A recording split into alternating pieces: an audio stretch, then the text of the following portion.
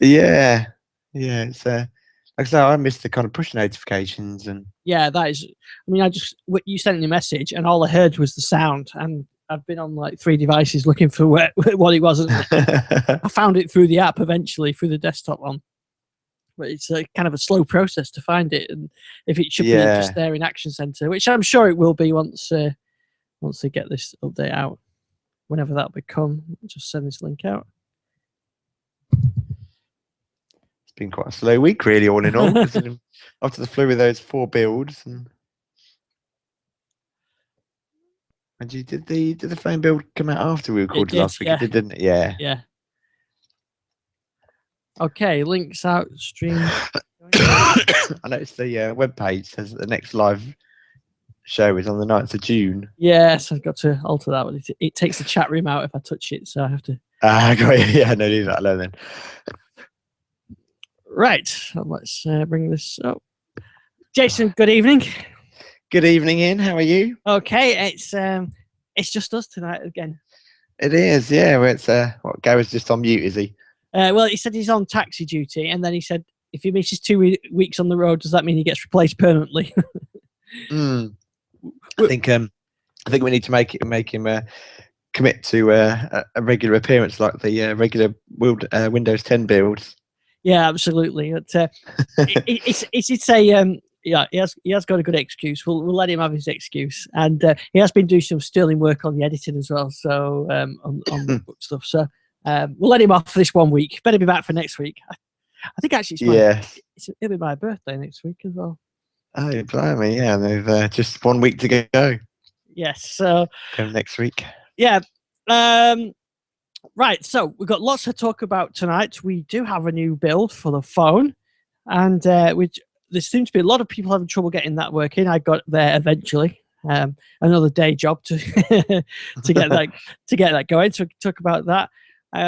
We can talk about the suspension of builds going out to PCs, so you won't get any of the current builds that are available if you try and get them up if you're on an earlier build. And we can talk about why they're doing that. And we've got a new phone build we can talk about, and there's sort of some discussion something we definitely can discuss is the write down that Microsoft announced last week, and sadly job losses as well around the phone division. So yeah. And it looks like go ahead. It looks like Mary Jo Fraley got a good interview with Satya Nadella, and that certainly shed some more light on it. So I tweeted her earlier saying, "Let's hope you don't have to wait to speak to him again as long as you did for Steve Ballmer," which I think was 17 years or something before she was allowed to speak to him again. So we can talk about that, and it's a partner conference this week as well, isn't it? In Orlando. It is, yes. I'm sure they would love to announce RTM during that.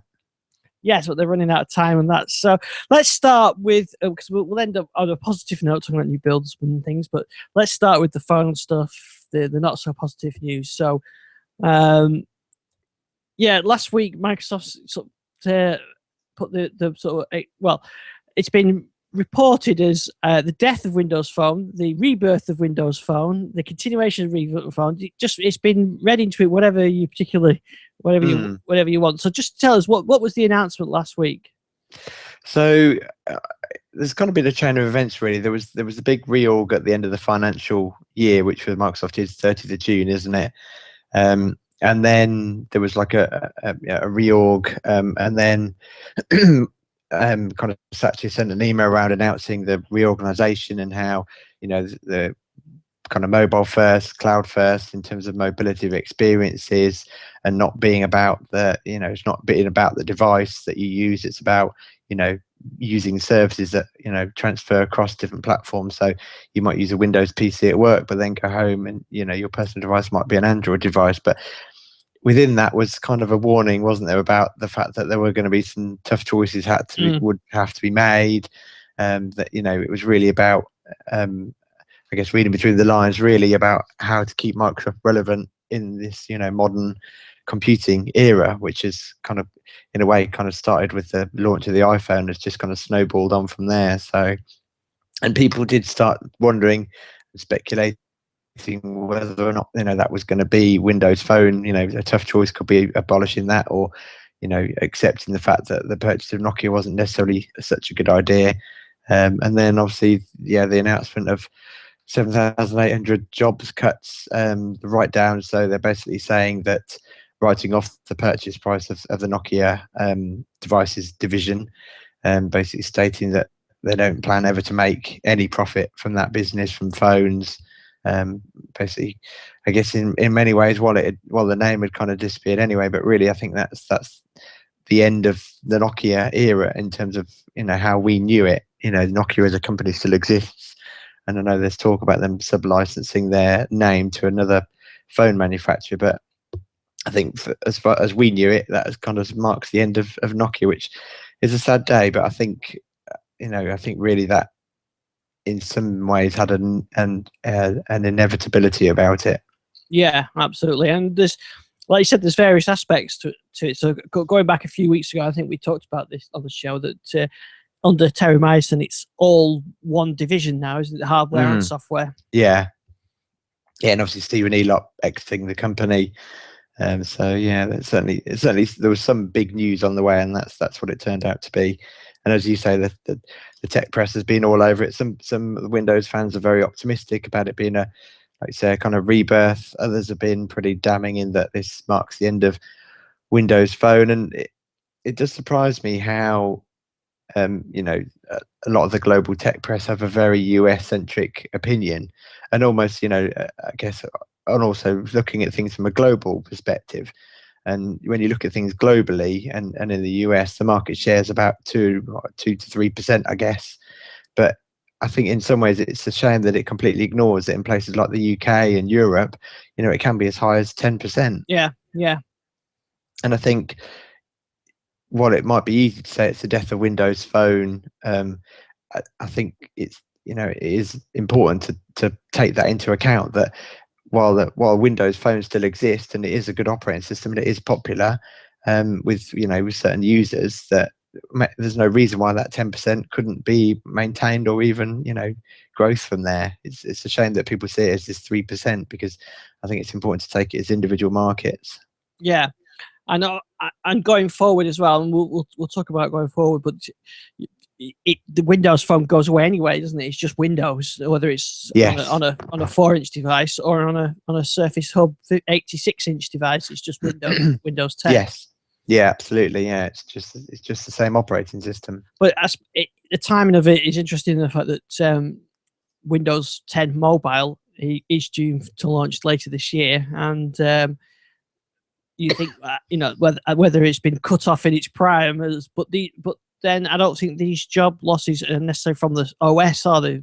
This is from the hardware division. A lot of them are European jobs. Yeah. Yes. Yeah. We'll talk about the future for it, but if you just look on them, I think that one of the biggest issues that everybody seems to agree that has been a problem for Windows Phone is the lack of flagships. And do you think that's why Stephen Elop's gone, because they failed to deliver a flagship phone?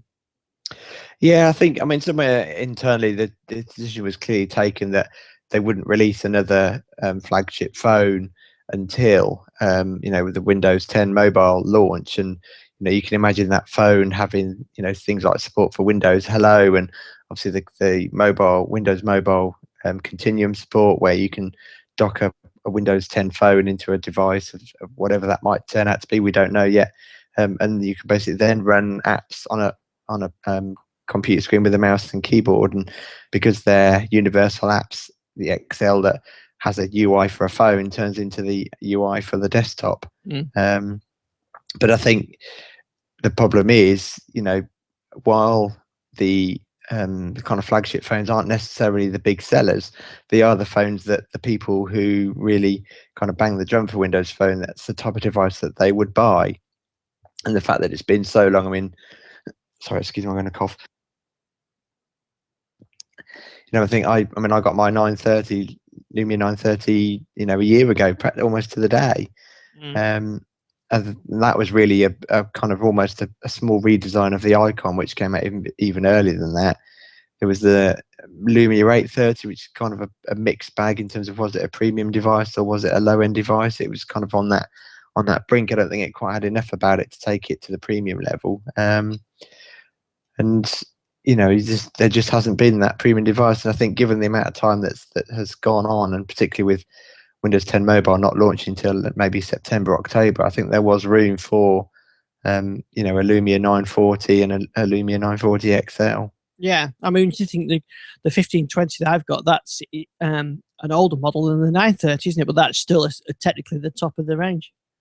Yeah, absolutely. And like I say, these top end devices. I mean, I know you can look at things like the Galaxy, phones, and clearly they sell well. But for a market like Windows Phone, it's never going to be the top seller. There's plenty of the low end devices. I mean, I was in Tesco the other day, and they've got Lumia 535s. I think they were just sitting on the shelves. That doesn't sound good, does it? but you know what I mean. Those kind of low end devices are everywhere. And I think I mentioned, my father-in-law. What in my hand? Yeah, my father-in-law went out and got himself a Windows Phone. Wasn't no leadership for me. He didn't even ask about a phone. And interesting, my brother-in-law was an iPhone owner and now gone down the Android route. So you'd have expected him to be, if he was going to be led somewhere, to be led down the Android route. But he picked himself up a Windows Phone and he really likes it. He hasn't had any training from me. Maybe a bit of input about how to turn the data off and things like that. But overall, he's kind of taught himself how to use it. Yeah, I mean, I think that's the problem is the low end phones. There's just so many of them. Yeah, there's just way too many different models. There's 5. There's dual SIM versions of the same phone, and there's single SIM versions, and obviously I think the 640 and the 640 XL works quite nicely because that it is what it is. It's the same, pretty much a very similar phone, but with two. You got a choice. You want a big screen or a small screen? Yeah, absolutely. The 640 XL are the best pair, really, because, like you said, you've got the big or the small screen size, and the camera is slightly better in the bigger one, and it's got a bigger battery, so which makes perfect sense. But then you've got, I've got here on my desk a 535. I've also reviewed the 435, and there's the 730, and it starts to get very confusing. And I think that's one of the things that was spelled out in the memo from Satya Nadella, that they're not discontinuing Windows Phone or manufacturing phones. They're going to focus on 3 areas, which was the flagship, high-end, business, and value phones.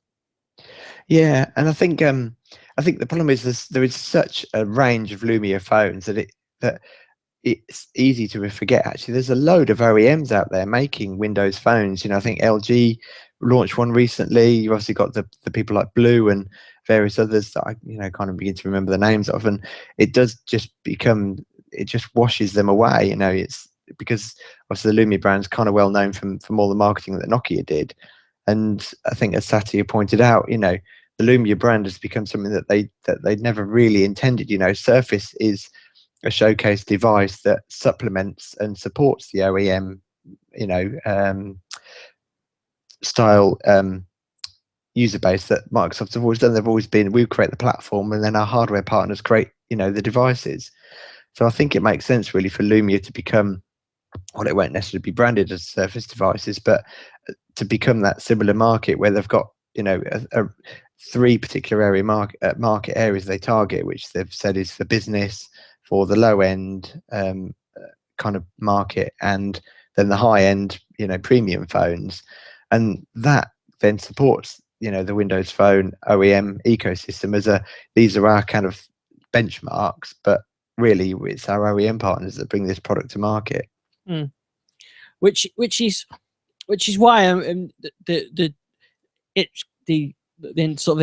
pronouncements of Windows Phone is death, I think, is premature or wrong, because they are going to release these devices, and there are a few things coming down, and hopefully we'll see more, like the Continuum, I think, where it does differentiate from other devices. There is nothing like that on the market, really, and I can imagine a 6, an XL, a 6-inch phone for me would be a great device that you can do I can then dock and use it as a PC and as almost like a desktop. And I think that Continuum is something different, and I think could be interesting for people, as long as they can get the app developers on board to bring out the universal apps. Yeah, and I think we were talking about before we started recording that Mary Jo Foley's got an excellent interview with Satya, which I haven't had a chance to read in full. I've just picked little tidbits off of Twitter, so I look forward to reading that later. But from what I've seen, Satchi's kind of clearly said, look, if our OEM partners don't build Windows phones, then we will. But at the same time, we've kind of overstepped the mark, and what we need to do is get back to just supporting our OEM partners and having some good device that show off what the platform is capable of, like Continuum, but not kind of stepping on their toes, because at the end of the day, you've only got to look at the market share of Lumia. Why would other OEMs even bother, let alone put marketing power behind it? And so I think it is hopefully will turn out to be a positive step. And I like again, from what I've seen, I like Satya's frankness in that why on earth would developers write for a platform that's got 3% global market share? Because they just won't. But with this universal application platform, we hope we're going to have about 1 billion Windows 10 desktop devices. If the developer decides to target that customer base, they don't have to target Windows Phone, but at the same time, there's no cost associated with targeting that application at Windows Phone at the same time. And you've picked up, albeit only another couple of million users, but it's still, you've then got that ecosystem building up.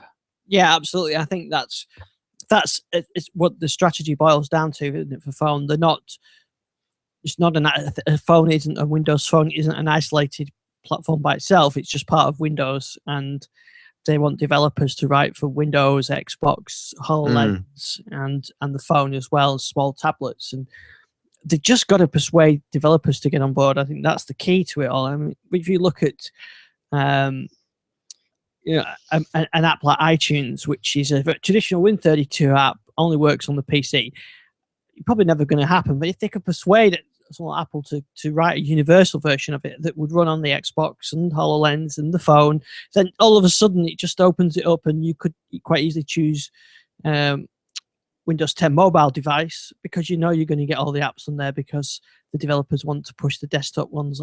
That's the standard, the universal app. But getting those developers on board is hard work, and I think that's where they've got to get. They've got to get the small developers, well, Snapchat and Sonos and all these guys who are either ignoring the platform totally or developing Windows 32 apps, is to bring them on board with universal apps. And the one sad thing about it, the write down, they talk about all that amount of money. If they'd spent that on better developer relations and marketing, and you question, you wonder what would be where we would be now if they'd not purchased Nokia and spent that money trying to get the platform boosted. I don't know. Yeah, and I think there's also another way to look at it as well. I think it's easy to overlook this, that let's face it, Windows 8.1 was a misstep. It's not been anywhere near. It's almost been like a Vista era a failure, for want of a better word, because it just hasn't grabbed market share. And I think it's barely risen above XP levels. I think it's a tiny market. So let's rewrite history for a moment. If Windows 8 had taken off and the modern Metro environment, who's to say that that might have transferred into a slightly more market share? And as Gary's always saying, it's really, if they could have got above that 10% global share, there's quite a few software vendors that would use that as their threshold in terms of writing apps for Windows Phone. So I think in some ways, while we sat here, what was it, two and a half years ago, prior to the Windows 8 launch, and we saw this maybe as Windows 8 driving the uptake of Windows Phone, and that Microsoft's modern era of computing, that just hasn't happened. And who knows if things had been different, if that had taken off, where might we be? And I think Windows 10 is that opportunity to do it. I mean, looking at the Worldwide Partner Conference and all the announcements around the global support network they're launching to get people upgrading. You'll be able to take a laptop or a PC that's got Windows 7 or Windows 7 or Windows 8 on it and get it upgraded, in store, in Microsoft stores all across America. There'll be people waiting to help you upgrade your machine. I think this is where I think the thing that's failed with the modern apps, the Metro apps, was the full screen. I think it really comes down to that. The full screen Metro app worked great for people like us using Surfaces and a tablet, but even a convert like me doesn't use modern apps on my laptop at work, because I don't ever really use full screen at my laptop at work. I've got Visual Studio open, and I've got the desktop version of Outlook and Excel and Word and browser, and I've got them in Windows, and I've got dual monitors. And so using the full screen app is an inconvenience because I lose what I'm doing. So I don't use it. And I'm, and I love my modern Windows, and on my Surface I use the modern browser, and I don't use the desktop version of IE, and I use Plex app, and I use the modern apps. I use Office, so I have to drop down for the desktop for that. But with Windows 10, that's going to change. I'm going to be happy to use the modern apps. I've noticed that, like for Twitter, for example, I use TweetDeck in the browser on my laptop because you can't run a full. I don't want to waste the whole screen dedicated to Twitter, so I just have that open a tab. But on my test machine that I'm using, which is on the desktop at the office, I've actually just left the Tweetium app in a single column. I've not snapped it to the side. I've just left it sort of floating, and then there's internet, or there's the Edge browsers floating on there, and there's a file explorer floating on there, and straight away by doing what they're doing with Windows 10, it's brought the modern apps to the desktop, which is something that I just didn't work before. And once those modern apps get used on the desktop, maybe users and developers start doing those, then that's when it trickles down to the other platforms. Yeah, absolutely. Yeah, no, I totally agree. I think that is, it's going to be an interesting few months, I think. Yeah, I mean, in hindsight, it's obvious why the modern apps really didn't take off. But at the time, I was completely sold on the modern Metro Windows 8 style. It's only really when you look at your usage pattern that you realise, perhaps there was a flaw in the plan, because not everyone's using a Surface Pro or a Surface RT as it was when it launched. Yeah, I mean, as I mentioned before, I bought a Surface 2 for my mum, and she uses it, all the time, and she's quite happy with the full screen apps. But then, the ARM-based Windows tablets were a very different animal. You don't have all the desktop applications, so using it full screen is kind of very similar to a traditional tablet experience. And that's what I like about Windows 10, though, is that when I'm using it on this Encore tablet, I have it in tablet mode. It's full screen. It works fine for that. But then if I do want to do something and I want to get the desktop, I can just take it out of tablet mode if I want. But then on the machine at work, that's not in tablet mode, and it works fine for that as well. So I think they are better at. I think they've listened to users, haven't they, with Windows 10, and I think that store on Windows 10 on the desktop will have a knock-on effect for other platforms. It's whether it's enough to keep the Windows 10 mobile alive, we don't know. And then of course, there's the small tablets and how they take off. We haven't even seen any of those yet. The 7-inch tablets running Windows 10 mobile. If they were to take off, then that's another platform or another device that modern apps can run on. So it strengthens the platform. Yeah, no. Of course, it'll also be interesting to see what happens. It's almost like it's been downplayed really since it was announced, but there's the option of Windows 10 mobile devices running Android applications or even iOS applications. So, that could also be a potential game changer, that Sonos could just recompile their Android application for Windows Phone. I know it's not quite as simple as that, but it's close. The bridge. Yeah. I mean, interesting. I haven't really heard Microsoft talk about it at all since that original announcement, but it'll be interesting to see what happens there as well. Yeah, hopefully when there's they'll have some high profile announcements. I mean, I think they really need to work with people like Sonos and other vendors just really to promote these and to get their modern version of the apps on the desktop. But I think they can sell them now. I think Sonos works. The Sonos app works fine on this Surface Pro 3. As a desktop app, with the mouse and keyboard. It doesn't work too well as when you run it full screen. So yeah, I'd love to see someone like Sonos I'd like to see them do a modern version of their app. And I know some of the restrictions that Gary's talked about in the past, and that I noticed when I was doing my apps. There are a lot of things you can't do with this. You just can't do. So maybe for something like Sonos, such accessing a lot of local network things, and that just isn't possible or wasn't possible with a straightforward Windows Store app with Windows 8.1. But with Windows 10, there's more APIs, and maybe that is now practical for them to do that. Yes. Yeah. And like I said, they could just port for small tablets. They could port their tablet version of the Android version over as well. So there's a lot of opportunities and potential. It's just it's whether there's enough to keep the platform going. But then kind of you've got to say, well, what's the alternative if they don't have a mobile operating system? Does Microsoft, is that, if Microsoft give up on that, is Microsoft giving up on Windows effectively? Yeah, and I think I mean, obviously there's Windows 10 Mobile coming out, towards the end of the year, and that product is going to have, a life cycle that's going to continue. So it's always going to be there as a product for OEMs to build on. And at the end of the day, it's all well and good. People criticize Microsoft for putting things like Cortana onto Android or onto iOS, but they can only port a certain level of functionality because they haven't got access to the underlying operating system. They can't tie it into that deep level. Whereas with Windows Phone, they can make Cortana the experience, the exact experience that they want it to be. And I think, if they can continue to show those kind of innovations and make services like Cortana better than what the competition has to offer, then that kind of gives you, so you might start trying Cortana on a Apple device, decide that actually you quite like it, and then find out that actually there's an even better experience available on a different device. And I know these are all lots of ifs and buts and maybes, but that's what Microsoft's got to do. I think this write down clearly what I don't believe it marks the end of Windows Phone. I think it does draw the line in terms of Microsoft admitting that they missed the boat on mobile devices.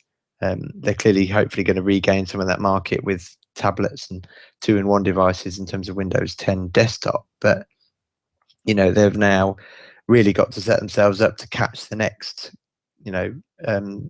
change in mobile computing that maybe occurs, and maybe that is I don't think it is, but maybe it is wearables, maybe it's phones that can have this kind of continuum style interface. I mean, Android tried it, but every review I read with like the Pad phone, the main criticism was the fact that very few Android apps were actually designed to switch from a phone 5-inch screen style UI into a 12-inch or 10-inch style UI.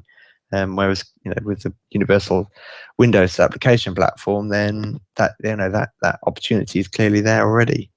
Yeah, absolutely. And I still don't quite understand why they don't put some sweeteners in. So if you buy a Windows 10 mobile device, so you buy your new Lumia 940 or whatever it is, give a year's Groove Music subscription, give a year's Xbox Gold subscription, give a year's Office 365 subscription. I know they do that on some of the tablets now. Really use the ecosystem they've got and really to promote their services. And I don't know why they don't do more with that. And I mean, especially with something like Xbox or Music, which is now Groove Music, it works on all the platforms now for free. So to push that, say you get this phone and you get a year's free unlimited music subscription that you could also use on your iPad as well. Just use your resources and that you've got. Give it Xbox Live Gold. If you buy an Xbox, why not say get a year's Groove Music subscription to use on your phone? I mean, that kind of thing was when Microsoft had a monopoly, it was shunned, it was frowned on, but they don't. Yeah, exactly. I mean, I really wouldn't be surprised to see the Lumia or even Windows phones in general coming with a year's subscription to Office 365. And I know they did that with it the Lumia 640 they did that with. Yeah. So I really wouldn't be surprised to actually see something like that. Like you say, some kind of sweetener. I know with the Surface 2 devices, I can't remember if it included the Surface Pro 2. I think it did.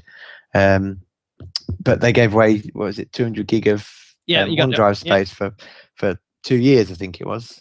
I mean, mine's still going. I think it expires this year at some point. So, you know, things like that. And to be honest, you know, if you buy a Windows Phone and you sync your pictures, you automatically get, I think it's 100 gig, I think it is, or something thrown in. Yeah, absolutely. I mean, the price of some of these devices, you know, why not? If you buy a Surface Pro 3, get a phone. You know, just try and, you know, get them out there. I think. I mean, I mean, like I say, you know, the OEMs have been announcing Windows phones, but I just think they've been so overshadowed by the number of Lumia devices. They've kind of got lost in the forest. I think when there's the Continuum is definitely a good thing, because that's something that they could talk about. It requires new hardware, so if, for example, Samsung wanted to get back into the market, they could come out with a phone that supports Continuum, and it's something that for business that it could show, and it demonstrates well, and maybe that's their way in. You know, if they don't want to do that, Microsoft surely can do it, and they will do it. I guess there's rumors of 6 phones and they're launching later this year. In fact, it's potentially at the end of September. Yeah, I mean, I thoroughly expect to see, you know, those 3 target points that Microsoft have talked about as being, you know, 6 devices. So it'd be 3 target markets, but each one with it like an XL version. Yeah, I think a 940 XL sounds very interesting to me. Yes, yeah. Actually, I saw a Lumia 1520 in the flesh this week. That is a huge phone. I don't know what you're talking about. Enormous. I mean, I knew it was a big phone, but actually seeing one in the flesh and actually seeing somebody holding it and just how much of their hand it just swamps. I love that is a big phone. I mean, of course, I'm doing all the Windows 10 testing on the 630, and it feels tiny. And then I go back to the 1520, and it does feel a large phone. But I tell you one thing. We'll move on from the phone stuff, but talking about the actual OS. I am finding now that this new build of Windows 10 Mobile is almost close enough to put on my 1520 now. If it wasn't for the fact that I've had installation issues, and that I think I probably was very tempted to put it on, just holding it back for now. I might wait another month or so. But what's happened with my 1520 is what is kind of happening with the Surface Pro 3 is that I've got used to using the new OS now, and so when I go back, it does feel a bit old-fashioned and a bit antiquated compared to Windows 10. Yeah, I mean, I must admit, I haven't installed it on my 930, but reading the general chatter on Twitter, it does seem like people have been saying actually this is pretty stable. Considering, you know, we're still, well, let's say 2 months away from the Windows 10 mobile release. It does seem particularly stable, and interesting enough how the build number now coincides with the last desktop build number. So I must admit, a couple of times I thought, is it time to put it onto my 930? But I know I kind of regret. I know I jumped a little bit too early with my Surface Pro 3, so that's kind of made me a bit more cautious. But I am curious to start trying this out. Yeah, it's definitely improved. So we should recap then. So on Friday they released the build 10166 on a Friday. Yeah. We don't normally do flights on a Friday, I thought. Yeah, on a Friday evening as well for us. So like you said, the build numbers match up now with the desktop version, and I've got it installed on here. But initially, I did the update. In fact, you know, as soon as I saw it on Twitter that there was a new build, I did check for updates, and it said there was an update there, and it went on 0%, and then an hour later it was still on 0%. And then it came up with a 0x8 something, you know, error message. So I did turn the phone on and off, back on again, to check it again, 0%. An hour later, still on 0%. Okay, I'm not doing that. So I tried changing it to different Wi-Fi networks and deleting loads of apps that were on there to make sure there was plenty of free space. Try again, another hour later, 0%. So that was into Saturday then by the time I tried that. So I did a reset, refresh your phone, reset. So it went back to just the standard installation of Windows 10, which I think it was on 10149. And tried again, 0%. So I looked on the Answers forums, and there's a huge long thread. There's probably about 30 pages of it now.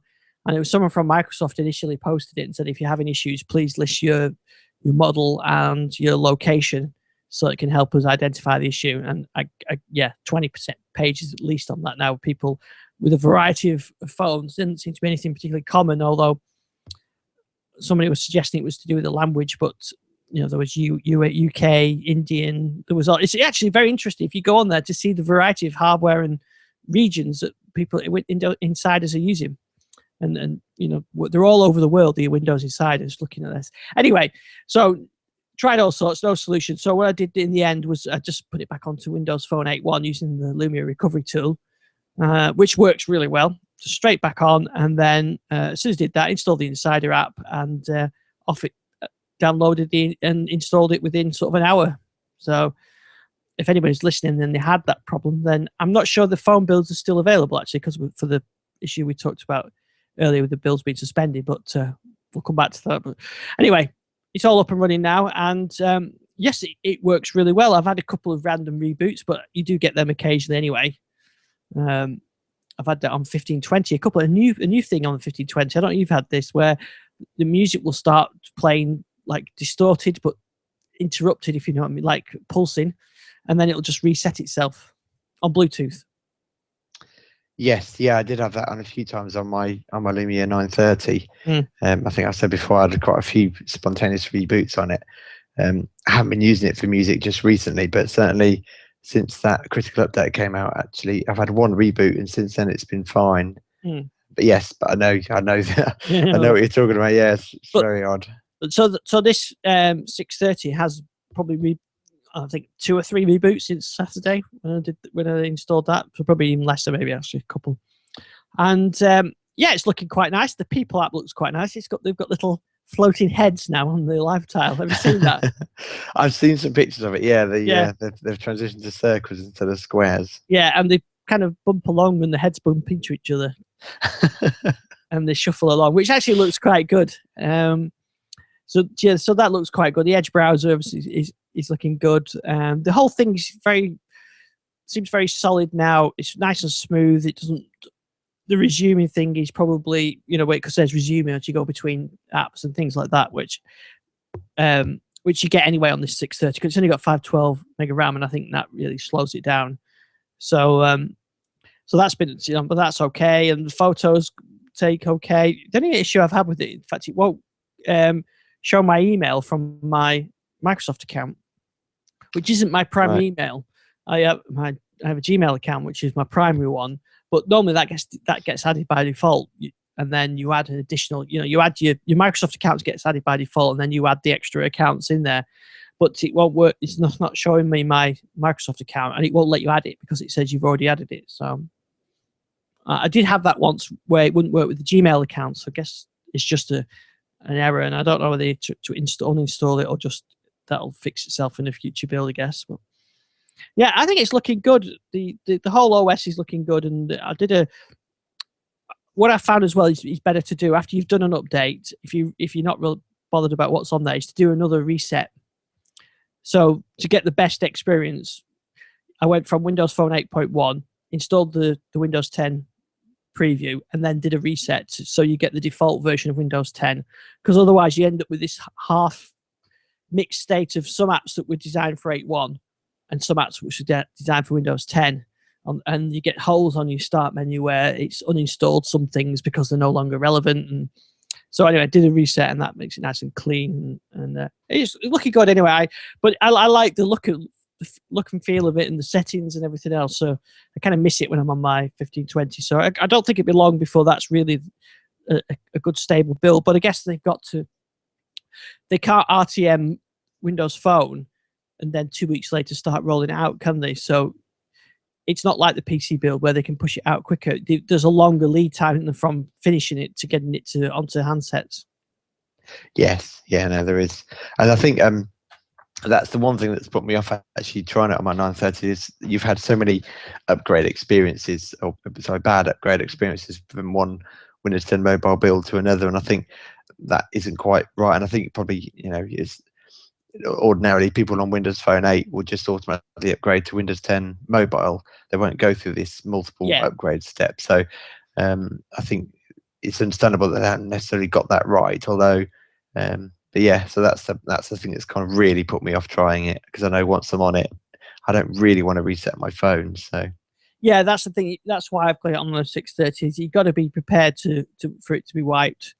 And if you're okay with that, then it doesn't matter what you throw at it, really, because you can always go back to the 8.1 image and then go back on again. Yeah, it has been a bit the same way with the Windows 10 devices, like this Encore. A couple of times I've rolled it back. One of them unintentionally.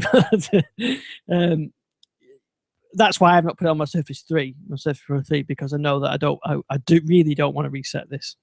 Yes. So that'll be a one-time upgrade. But anyway, on the whole, the build's looking good. So we mentioned before that they've suspended builds. So we mentioned at the beginning there. So I don't. Are you up to speed on this? Do you know why they've suspended release of builds? Yes, because one thing I just realised, because that the desktop build came out after we recorded last week, didn't it? So we had the desktop build 10.166 as well to play with last weekend. Yeah, you're right. Yeah, which I've found definitely the most stable. I mean, I'm kind of stopping trying to judge the quality of it, because I think I've got some real kind of upgrade issues on my Surface Pro 3. So I'm trying not to judge it too much, but overall it's definitely been the most stable build. And then, as you say, so that was the fourth build in about a week, I think it was, give or take. Or at least a week and a half anyway. And then yesterday, with that post that announced the 10.166 desktop build, Gable updated that post yesterday to say that they were suspending rollout of the desktop builds, and that they'll be withdrawing the ISOs as they start to transition to the kind of production consumer upgrade process. So I guess we've been upgrading via some test servers, Windows Update test servers, and now as potentially they get closer to Windows 7 devices upgrading to normal consumers, they want to try their production upgrade processes. So they've suspended temporarily those builds while they transition across into the production environment.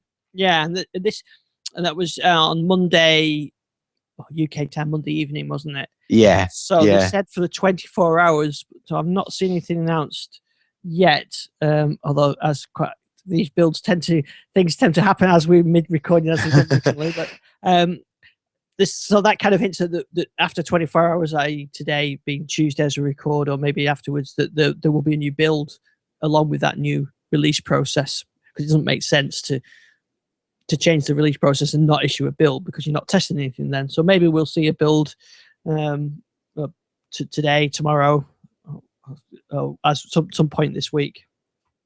Yeah, and then from what I saw on Twitter, it looked like the online updates for build 10.162 and 10.166. 10.162 was a slowing build, wasn't it? Still, they seemed to get suspended pretty quickly yesterday, from what I could tell. And I think the ISOs were being taken down within the next 24 hours. So I'm not sure if they're still there at the moment, or if they've gone. But yeah, they certainly did announce that we would be getting a new build soon. It's just a question of when that is, whether or not they might try and sneak us onto the RTM build, which still hasn't been announced, or whether or not it'd be a more up-to-date build. I noticed Richard Hay, Winobs on Twitter, he was at the World Partner Conference, and he showed some pictures of build numbers that he'd snapped from their demos. And I think one of them was 10.177, I think it might have been. Yeah, 10.1, yeah. And 176 or so, one of them as well. Got you, yeah. So clearly things have moved on since, this time, what was it, Tuesday? No, Wednesday last week, wasn't it, I think? Thursday last week, the 9th. So yes, it'd be interesting. I hope they won't keep us waiting too long. They kind of set their expectations, don't they? We're practically getting a build every other day. So yeah, that's right. Yeah, and this build had the Groove branding on the apps as well. Although I think the apps did it just before that as well. Yes, yeah. I think I've still got some issues with transitioning into kind of Continuum. So I've had quite a few occasions where my Surface Pro 3 has prompted me to switch into tablet mode, which I've said yes, and the applications go full screen, but then the start menu stays not full screen. So But like I say, I'm trying not to judge it on little things like that, because I think I have got some gremlins in my machine. But overall, I think the build quality has been really good. I've not had issues with the notification center not opening or the start menu not opening. Haven't had issues with dragging tiles onto the start screen. I think it's definitely been the most quality build I've had so far. Yeah, that's right. I remember on the last couple of builds prior to this one, sometimes you would go to Action Center and the buttons wouldn't be there. Yeah. And there would just be, or there'd be a grey space where there would be, and I think that's been solved on this. And I haven't had the thing critical error on the Shell Experience host. I haven't seen that on this build either. Yeah, and the Internet Explorer now doesn't restart when you close it down, which is good. And I think only just today I've had updates to the Mail app, which is even quicker than it was before now. And I think updates to the Photos application, which again I saw Richard Hayes saying he felt it was much more responsive. So I think we're definitely getting close. I think so. Yeah. I mean, I think there's only going to be 2 weeks. I think typical Microsoft. I think there's been some misreporting. They quoted during their Worldwide Partner Conference that there wouldn't be new devices available on the 29th with Windows 10 pre-installed, and then have backtracked since and now said that actually there will be, or if not on the 29th, certainly on the 30th. I know Dell have said they're planning on shipping updates, shipping devices for delivery on the 29th. So they've really got to get a build to their OEM partners pretty soon. Yeah. And I think they've announced, they're not announced, but it's been reported that they're going to be at I forgot the German tech event. Oh, IFA, is it? Yeah, IFA, yeah. Yeah. IFA. IFA, yeah. And that's where I think Gary went last year, and I think that's where they're going to announce some devices as well. I am sort of not surprised, but I would have liked to have seen some on the Microsoft Store now. Windows 10 devices ready to pre-order and get delivered on the 29th. But as someone pointed out on Twitter, I can't remember who it was, that said that that's typically what Apple would do. Though is they tend to release the OS and then the hardware follows. Which makes some sense. They're focusing on upgraders at this point. Yeah, and I think also obviously Microsoft have got their Surface lineup. And those were originally launched on Windows 8.1. I can't imagine necessarily they'll change the shipping OS. I know they're probably going to offer in stores, help upgrading machines. So it would be interesting if we do see the Surface Pro and Surface 3 lineups transition to be Windows 10 pre-installed. Still no news on any kind of Surface Pro 4 or indeed, I think the thing I'm most excited about on July 29th is actually finding out what we get for the ARM version of Windows 8. Yes. I'm going to be charging my Surface 2 up just to find out. Yeah, and indeed whether or not that would roll out on the 29th either, or whether or not they've talked about a slow rollout of Windows 10 to desktops, but there's no insider program to test that update, so I'm not quite sure when they would deem it ready. So yeah, it would be interesting if they talk about that, because for the moment they've completely ignored it. Yes, yeah, but it's kind of it's the thing they don't talk about. Yes, to the point actually I was thinking about it today that there's been no official announcement over the switch of Call of Duty from Xbox to PlayStation. It's almost like it didn't happen, and I think I can see Windows RT being given the same treatment. I mean, I know it's not a technical issue because ARM is what's on the phone. So really, the phone version with Windows 10 Mobile with Continuum should work on a Surface 2. And when you've got the keyboard attached, it should be with the desktop, like as demonstrated this week using the phone and the Continuum.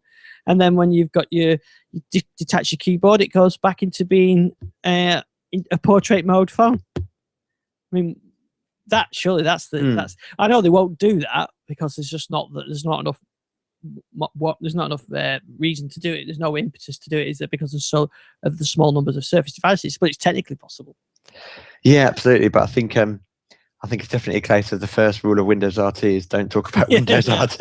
Yeah, that's right. Yeah, I think Microsoft would rather forget it, which is a shame because the Surface, or the original Surface was underpowered, but the Surface 2 is a great device, and the Lumia 2520. I know that's probably a victim of the whole transition from Nokia to Microsoft, but that is a great device. Yeah, Yeah, I'd like to. I think I'd like to. That's the petition. Get Continuum on there, like it's ever going to happen. But Yeah, I mean, because of course the Surface 2 device, has Office embedded in it, but there's no reason why that couldn't transition to the modern apps. Yep. You could have the modern versions of that, and then why not? Yeah. Yeah. So if Windows Phone had 3% of the global market, I wonder what Windows RT ever had. Yeah, that's definitely a thing you don't talk about. No, definitely not. Yeah. Now there are a couple of things to make sure we fit in today. We talked about Groove Music before, and since we last recorded, Microsoft rebranded their apps and called them Groove, or Groove Music. Confusingly, they've called it Groove Music, the app, but it's actually called Groove. And I think they are going to drop the music at some point, but they're doing it to help with transition, so they say. But the iOS and Android app versions of the apps, which are still called Xbox Music, have been updated and now play from OneDrive for free. Yeah, I mean, we've been waiting for that for a little while now, so it's good to see that coming on. I think we'll give that a try on my kids' huddles. Yeah, and I've done quite a bit of testing with this because this is one of the things you're going to feature in the book, and they actually they're very similar. In fact, the apps work very much like the phone version. You could do everything really that you could do on the Windows 10 mobile version, and on the PC version as well. So you can listen to your collection of music from OneDrive. If you've got a Music Pass, you can access that, but you don't need the pass anymore. You can just sign in with your Microsoft account and access all your OneDrive stuff. You can download for offline playback on iOS and Android. The only issue with the iOS version is it's iPhone only, so you've got to run it in ×2. I don't know why they've done that, because the iPad is a good device to play music on, so it would be fine for for that. But the Android one works fine as well. So actually, they're really good now. So really, that's something that I think they need to talk about a little bit more. Really, with Windows 10, is that with Windows 10 and OneDrive, you can upload your music once, and then it's there on all your other devices, ready to use for free. And I think that's a good story to have. And you've only got to have one PC with the OneDrive folder on it that's got the actual copies in. And even once you've uploaded it, you don't have to have that on any PC if you don't want to. So, in fact, my son's just done that with his, because he's got a small music collection, and he's just copied a lot of my files into his OneDrive folder and synced that to his phone, and he's got that on his phone now, but he's also got it on my old iPad that he's using as well. So it works quite well, really. Yeah. No, I think I mean, it's certainly like you say, because it's free, so you can just stick your music in there and away you go. Yeah, and it's there to access on all these devices. So it's a good example, really, of Microsoft's cross-platform approach. So in the past, you were tied to using Windows Phone if you wanted to use that. So if you had there was no point in uploading your music if you were an Android user, but now there is. So I think that's good that they've done that. Now, one other thing I came across last week, which is pretty cool, is if you've got a Microsoft Band, is Microsoft have announced the web tiles. And I think they actually announced this back at Build, but it's now available through the SDK. But it's a really clever, simple implementation of it. What you can do is you go on the site, the developer.microsoftband.com, and there's a web tile link. And then all you really need is an RSS feed or an XML feed, and then it converts that into a tile on the band. And it's got a very nice drag and drop interface. So what you can do, let's say you wanted to do a TDL news, TDL reader on the band, you would just copy the RSS feed from the site. You go into this website, you paste that in, and then you can pick style of tile you want. You just sort of title, subtitle, and extra information, or bullet points, or whatever you want. And then it examines the RSS feed of the XML file the XML feed that you've given it, and then you drag them in. So, for example, I did one which was for traffic news for the Northwest region. So I gave it the RSS feed from the Highways Agency. I told it I wanted multiple tiles with the title and a body.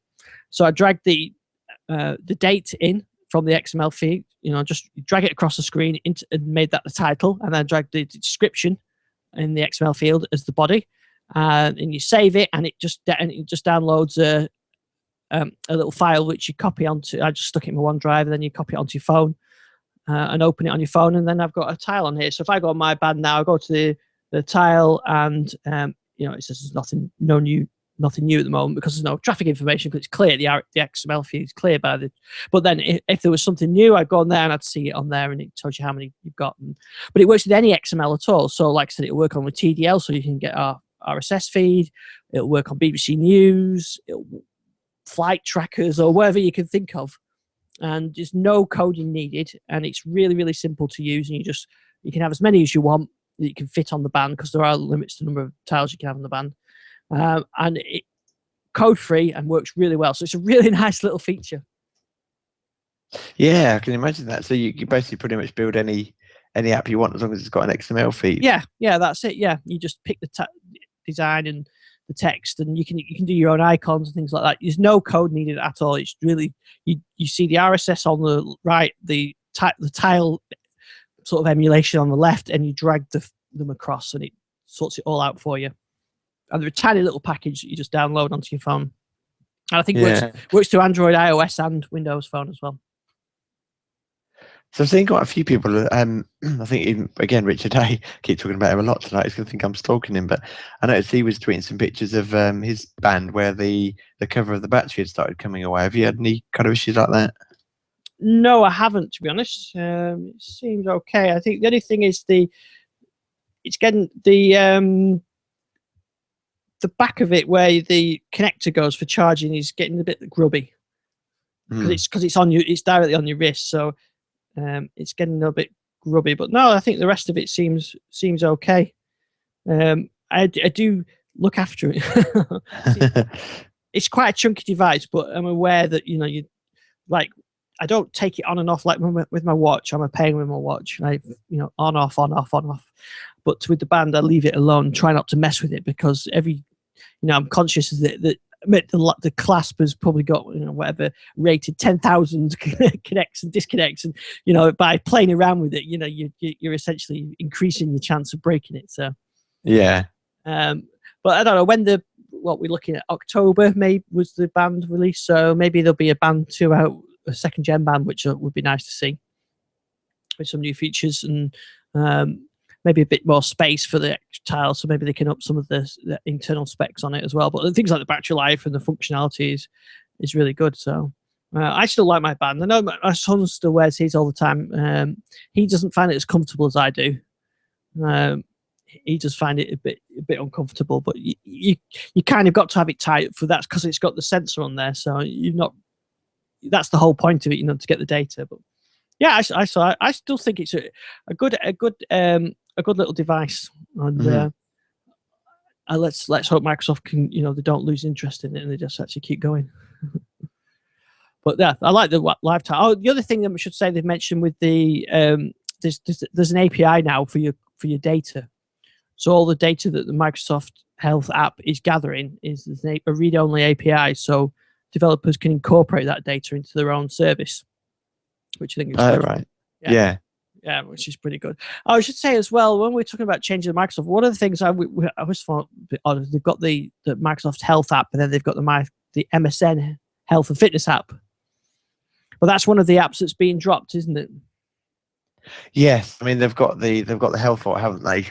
Application, but yeah, so MSN Health. I think is it MSN Money? As food and drinks going. I think. Food and drink, yeah. Sorry, the travel one, isn't it? Yeah. I think.